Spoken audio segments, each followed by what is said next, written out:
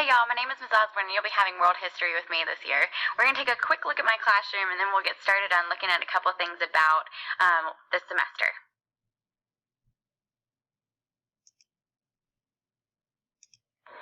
So this is a look at my classroom.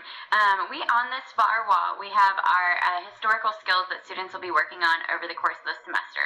The students will be working on these skills through primary document activities, looking at secondary documents, and other types of skills. Right here, you'll see our essential questions, our Golden Hawk Historian Statement, the agenda, and all of the homework for the week. It will always be posted at the beginning of the week and can also be accessed on my website. Students generally sit in pods of about 4 to a group. Oftentimes we may move seats depending on the activity that we're working on or some sort of primary document that we're looking at. In the back of the room, I always have available for students to view anchor charts that help them to kind of remediate some of that learning that they might have gotten, and we put them up as we go through the semester. On the second back of the wall, you'll see the word wall. So we have all of the words and vocabulary that students will be learning during that unit up on the wall for them to look at any time. Those are also all available on my website. My desk is in the back corner, and I also share this classroom with Ms. West, who will be in that corner come the start of the semester. All announcements for the class, upcoming deadlines, etc. are always located on the front board under announcements, and all of my most important websites are located at the front as well. World History is a survey course and a continuation of the K-8 core curriculum, beginning with prehistory, which is basic world geography, ancient civilizations, the river valleys, and Greece and Rome, and it goes all the way up to today's world and globalization. A day in the life of a student is usually started with a warm-up. This is usually either a purple sheet or a CNN Student News or an ACES writing practice or some other type of warm-up.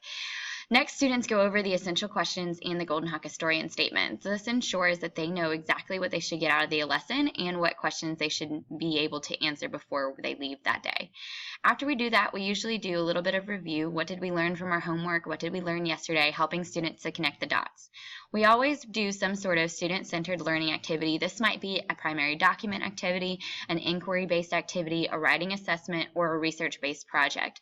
One of the things that students will work on throughout the course of the semester is a Genius Hour project, in which they will be formulating their own historical questions and doing research to help better inform themselves about the world around them.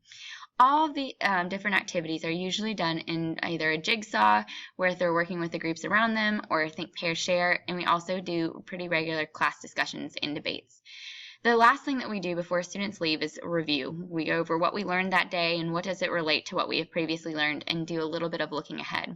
And then the last thing before students leave is we always go over announcements, what the homework is, what upcoming deadlines are coming up, etc. Materials that students are going to need for the class period is that they will always need a 3-ring binder that should be at least 1.5 inches. We will divide this binder into 5 different dividers. They'll also always need notebook paper, a highlighter, a pencil, or blue or black ink pen. They also will need headphones, as we regularly use the computers to help us do some sort of research, and we often watch videos online. They also will need index cards that will be used for flashcards. They may also use online flashcards such as Quizlet or other sort of applications. If you need any help getting supplies, please let me know within the first week of class so that I can get those supplies for you. Their grades are weighted into 3 major categories: major assignments, minor assignments, and classwork and homework. The major assignments are worth 50%, the minor assignments are worth 35%, and classwork and homework is worth 15%. And we're on a 10-point grading scale. During each unit, students can expect classwork daily, always doing a warm-up activity, some sort of primary document or inquiry-based activity, or another assigned task. Parents can also expect homework nightly. There's always some sort of flipped lesson or other independent work that students will be finishing. You can check the website daily for homework assignments. There will also be 1 or 2 quizzes per unit that will be updated on my website and on the class calendar. They can also expect other types of assignments like PADEA seminars, writing assignments, or projects. There will be a cumulative test at the end of each unit, and there's also a final North Carolina final exam. My homework policy is that all homework should be completed to the best of students' ability using complete sentences. Points are deducted if the answer is partial or left complete. There is copies of all PowerPoints and class notes in my Google Classroom Drive. Homework answered using outside sources, Googling the answers, or copying off of a classmate will result in a required hot lunch tutorial and an alternative assignment. One of the things that I do differently than some teachers is that I have flipped my classroom, which means that students are watching lectures outside of class, and when they come prepared with the content for class time. This enables me to help the students during the class period. It also helps keep students busy. Parents don't have to worry that they can't help their child with the homework. The flipping instruction helps struggling students to work at their own pace. The learning is now student-centered instead of teacher-centered, and there's more interaction between me and the students. Other rules that would be important for you to know is that students are expected to show respect for themselves, their peers, and Miss Osborne at all times. They should be on time and prepared. Cell phones should be silenced and put away unless otherwise instructed, and directions should be followed the first time. All students are also expected to follow all Wake County Public Schools and Holly Springs High School policies and procedures.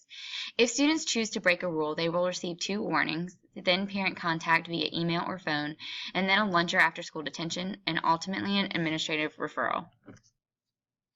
It is my expectation that students are following the school expectations of HAWKS, having respect for yourself, others' property, arriving on time, work responsibly to succeed, keep a positive attitude, and safety first. It's my classroom policy that when a student is absent, that they should check for what they missed on my website. Students will have the same amount of time that they were absent to turn in their work after they return. If you were absent for 1 day, you have 1 day after you return to turn in the assignment. If you know your student is going to be absent in advance, please ask me for work ahead of time. If your student turns in late, it will be a penalty of 8 points per day. This applies to any assignment. The grades listed below are the highest grade, not the automatic grade. So for example, if a student was to receive a 60 on an assignment, but that assignment was turned in late by 1 day, it would now be a 52 because of the 8-point detraction. Late work can be turned in up until the benchmark cutoff. If any student fails to turn in 3 consecutive assignments, they will be required to attend a tutorial to complete the assignments. Cell phones are to be used according to Ms. Osborne's discretion and Holly Springs High School BYOD policy. If cell phones are used or visible at an inappropriate time or are used in an inappropriate way, I keep it as my discretion to administer further consequences. Students may also use classroom computers in lieu of cell phones at any time for any classroom activity requiring a technological device of any kind. Now that you've finished watching the video, please go to the following week and sign in and let Ms. Osborne know about any additional questions or concerns that you may have. I'm also available via email at the link below.